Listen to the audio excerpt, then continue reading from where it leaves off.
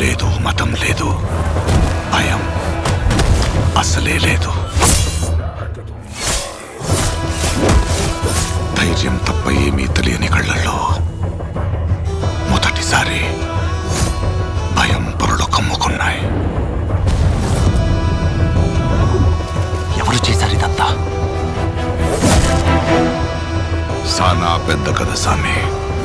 రక్తంతో సంద్రమే ఇరుపెక్కిన కథ మా దేవర కథ.